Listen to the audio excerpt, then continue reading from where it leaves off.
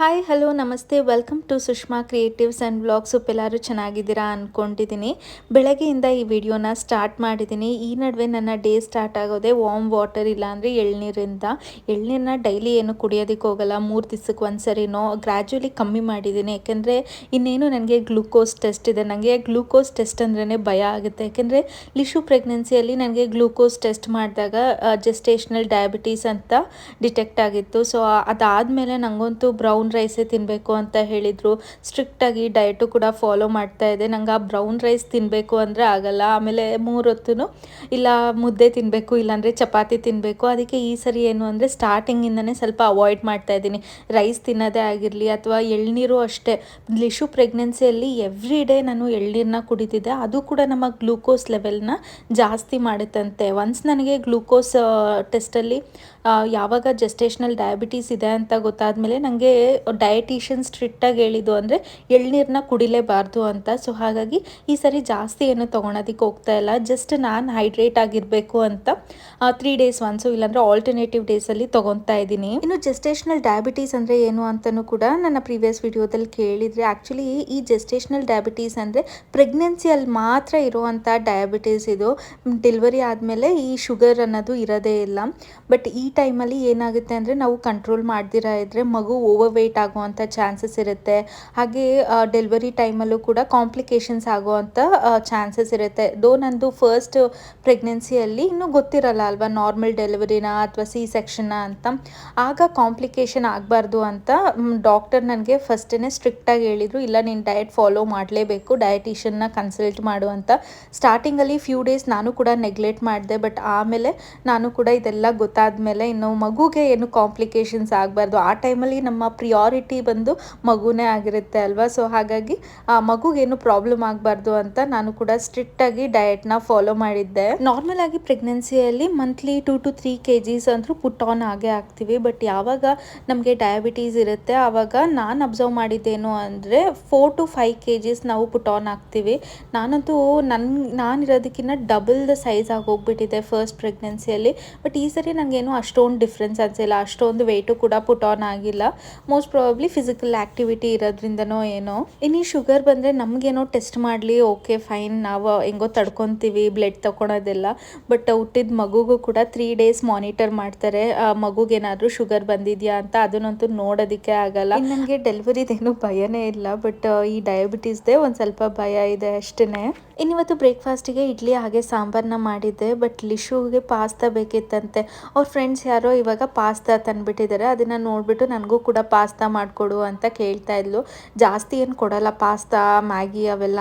But ಏನಂದರೆ ಅಲ್ಲಿ ನೋಡ್ತಾಳೆ ಅಲ್ವಾ, ಸೊ ಹಾಗಾಗಿ ಪದೇ ಪದೇ ಕೇಳ್ತಾ ಇದ್ಲು. ಸರಿ ಅಂದ್ಬಿಟ್ಟು ಇವತ್ತು ಬಾಕ್ಸಿಗೆ ಪಾಸ್ತಾನೇ ಪ್ಯಾಕ್ ಮಾಡಿದ್ದೆ. ಬೆಳಗ್ಗೆ ಟಿಫನ್ನಿಗೆ ಇಡ್ಲಿ ತಿನ್ಕೊಂಡು ಹೋಗಿದ್ಲು. ಇನ್ನು ಟಿಫನ್ ಎಲ್ಲ ಆದಮೇಲೆ 1 ಲೋಡ್ ಡಿಶ್ ವಾಷರ್ಗೂ ಕೂಡ ಹಾಕ್ಕೊಂಡಿದ್ದೆ. ಪಾತ್ರೆ ಎಲ್ಲ ಜಾಸ್ತಿ ಇತ್ತು.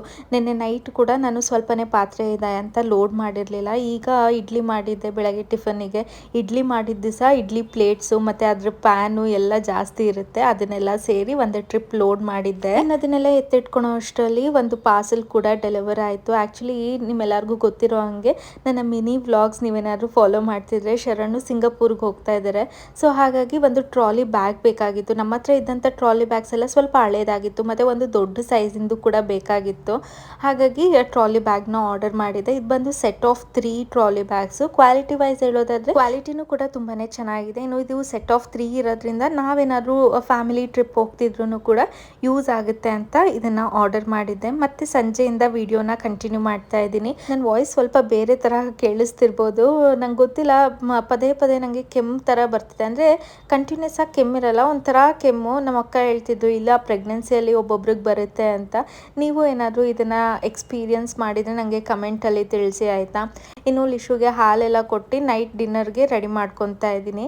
ಇನ್ನು ಈ ನಡುವೆ ನಾನು ಶರಣ್ಗೆ ಮತ್ತು ಲಿಶುಗೆ ರೇಗಿಸ್ತಾ ಇರ್ತೀನಿ, ನಾನು ಪ್ರೆಗ್ನೆಂಟು ಅಥವಾ ನೀವಾ ಪದೇ ಪದೇ ನಿಮಗೆ ಬೈಕೆ ಆಗೋಗ್ಬಿಟ್ಟಿದೆಯಲ್ಲ ಅಂತ. ಯಾಕೆಂದರೆ ಅವರು 3 ದಿವಸದಿಂದ ಹೇಳ್ತಾಯಿದ್ರು ಪೊಟ್ಯಾಟೊ ಫ್ರೈ ಮತ್ತು ಚಪಾತಿ ಮಾಡು, ತುಂಬ ದಿನ ಆಯಿತು ತಿಂದು ಅಂತ. ಸೊ ಹಾಗಾಗಿ ಆ್ಯಕ್ಚುಲಿ ಪೊಟ್ಯಾಟೊ ಫ್ರೈ ಮಾಡಬಾರ್ದು ಅಂತ ಏನೂ ಇಲ್ಲ. ಅದು ಸ್ವಲ್ಪ ವಾಯಿ ಆಗಿರೋದ್ರಿಂದ ಕೈ ಕಾಲೇನಾದ್ರು ಇಟ್ಕೊಂಡ್ಬಿಡುತ್ತೆ ಅನ್ನೋ ಭಯ ಬೇರೆ ನನಗೆ. ಸೊ ಹಾಗಾಗಿ ಸ್ವಲ್ಪ ಅವಾಯ್ಡ್ ಮಾಡ್ತೀನಿ ಪೊಟ್ಯಾಟೋಸ್ನ ಈ ನಡುವೆ. ಇನ್ನಿದನ್ನು ಮಾಡೋದು ಕೂಡ ತುಂಬಾ ಈಸಿ. ಹಾಗೆ ನಾನು ಏನಾದ್ರು ಪೊಟ್ಯಾಟೊ ಫ್ರೈ ಮಾಡ್ತಾ ಇದ್ದೀನಿ ಅಂದರೆ ಐರನ್ ಕಡಾಯಿನ ಪ್ರಿಫರ್ ಮಾಡ್ತೀನಿ. ಸೊ ದಟ್ ಒಂಥರ ಟೇಸ್ಟು ಕೂಡ ಚೆನ್ನಾಗಿರುತ್ತೆ, ಹಾಗೆ ಐರನ್ ಕಂಟೆಂಟು ಕೂಡ ಸಿಗುತ್ತೆ ನಮ್ಮ ಬಾಡಿಗೆ ಐರನ್ ಕಡಾಯಿನ ಯೂಸ್ ಮಾಡೋದ್ರಿಂದ. ಇನ್ನು ಒಗ್ಗರಣೆಗೆ ಸ್ವಲ್ಪ ಜೀರಿಗೆ ಹಾಗೆ ಆಲೂಗೆಡ್ಡೆನ ಹಾಕಿ ಒಂದು 5 to 10 ಮಿನಿಟ್ಸ್ ಆಲೂಗಡ್ಡೆ ಕುಕ್ ಆಗೋವರೆಗೂ ಬಿಟ್ಟು, ಆನಂತರ ಚಿಲ್ಲಿ ಪೌಡರ್, ಗರಂ ಮಸಾಲ ಹಾಗೆ ಸ್ವಲ್ಪ ಧನಿಯಾ ಪೌಡರ್ ಬೇಕು ಅಂದರೆ ಹಾಕೊಬೋದು, ಆಮ್ಚೂರ್ ಪೌಡರ್ ಹಾಕೊಂಡ್ರೆ ಆಯಿತು.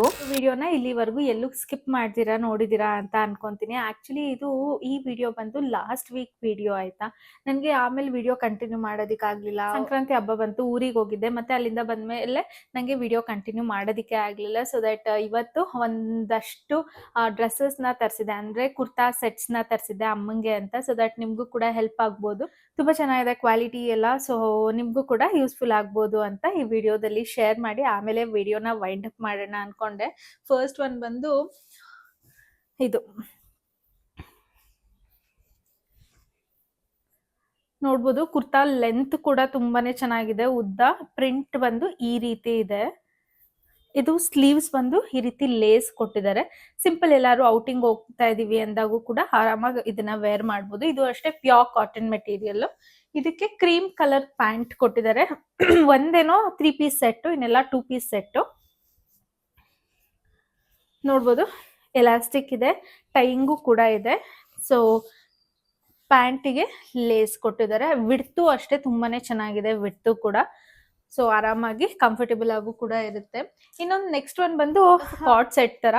ಸೊ ಒಂದಿರ್ಲಿ ಅನ್ಬಿಟ್ಟು ತರಿಸ್ದೆ, ಈ ಕಲರ್ ಇಷ್ಟ ಆಯ್ತು. ಇದು ಅಷ್ಟೇ ಪ್ಯಾಂಟ್ ಈ ತರ ಬರುತ್ತೆ. ಇನ್ನು ಟಾಪ್ ಸಿಂಪಲ್ ಆಗಿ ಜಸ್ಟ್ ಕಾಲರ್ಡ್ ನೆಕ್ ತರ, ಈ ತರ ವಿ ನೆಕ್ ತರ ಬರುತ್ತೆ, ಐ ನೆಕ್ ಬರುತ್ತಲ್ಲ ಆ ತರ.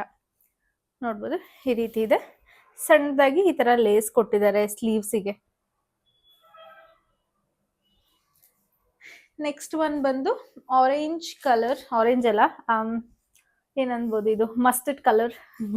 ಚೆನ್ನಾಗಿದೆ. ಇದು ಪ್ಯೂರ್ ಕಾಟನ್ ಮೆಟೀರಿಯಲ್, ತುಂಬಾನೇ ಚೆನ್ನಾಗಿದೆ. ಇದ್ರ ಮೆಟೀರಿಯಲ್ ಅಂತೂ ನಂಗೆ ತುಂಬಾ ಇಷ್ಟ ಆಯ್ತು. ನೋಡ್ಬೋದು, ಮೋಸ್ಟ್ಲಿ ಇದು ಅಮ್ಮಂಗೆ ಆಗೋದು ಡೌಟು. ನನಗಂತೂ ಇವಾಗ ಯಾವುದು ಕೂಡ ಫಿಟ್ ಆಗಲ್ಲ. ಸೊ ನಾನು ಯಾವುದು ಕೂಡ ತರಿಸ್ಕೊತಾ ಇಲ್ಲ, ಜಸ್ಟ್ ಡ್ರೆಸ್ಸಸ್ನ ತರಿಸ್ಕೊತಾ ಇದ್ದೀನಿ ಅಷ್ಟೇ. ಸೊ ನೋಡ್ಬೋದು, ಇದು ಈ ತರ ಇದೆ. ಫ್ರಂಟ್ ಅಲ್ಲಿ ಈ ತರ ಲೇಸ್ ಕೊಟ್ಟಿದ್ದಾರೆ. ಎಲ್ಲಾವುದು ಕೂಡ ನಾನು 3/4 ಸ್ಲೀವೇ ತರಿಸಿರೋದು. ಲೆಂತ್ ವೈಸು ಅಷ್ಟೇ, ಲೆಂತ್ ಕೂಡ ತುಂಬಾನೇ ಚೆನ್ನಾಗಿದೆ. ಇನ್ನು ಇದಕ್ಕೆ ಪ್ಯಾಂಟ್ ಬಂದು ಈ ರೀತಿ ಕೊಟ್ಟಿದ್ದಾರೆ. ಇನ್ನು ಪ್ರಾಡಕ್ಟ್ಸ್ ಲಿಂಕ್ ಎಲ್ಲ ನಾನು ಡಿಸ್ಕ್ರಿಪ್ಷನ್ ಅಲ್ಲಿ ಹಾಕಿರ್ತೀನಿ, ಚೆಕ್ಔಟ್ ಮಾಡಿ. ನೆಕ್ಸ್ಟ್ ಬಂದು ಪಿಂಕ್ ಕಲರು. ಇದೇನೆ 3 ಪೀಸ್ ಸೆಟ್ ಅನ್ನಲ್ಲ ನಾನು, ಇದಕ್ಕೇನೆ ಇದರಲ್ಲಿ ವೇಲ್ ಕೊಟ್ಟಿದ್ದಾರೆ.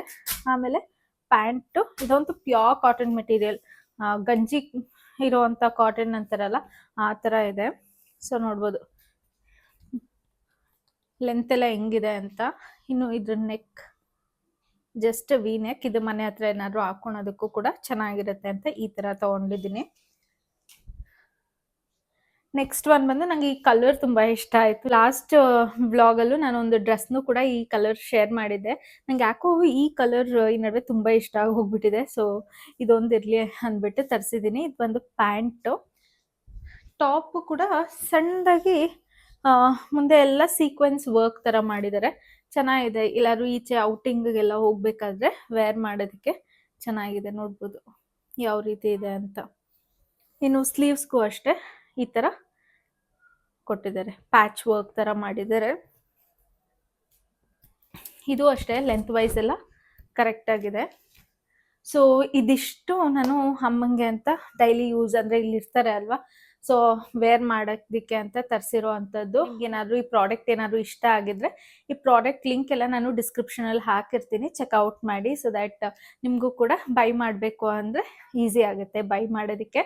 ಸೊ ಈ ವಿಡಿಯೋನ ಇಲ್ಲೇ ವೈಂಡ್ ಅಪ್ ಮಾಡ್ತೀನಿ. ಹೋಪ್ ನಿಮಗೆ ಈ ವಿಡಿಯೋ ಇಷ್ಟ ಆಗಿದೆ ಅನ್ಕೊಂತೀನಿ. ಈ ವಿಡಿಯೋ ಇಷ್ಟ ಆಗಿದ್ರೆ ಪ್ಲೀಸ್ ಲೈಕ್ ಮಾಡಿ, ಶೇರ್ ಮಾಡಿ, ಸಬ್ಸ್ಕ್ರೈಬ್ ಮಾಡಿ. Thank you for watching. Bye.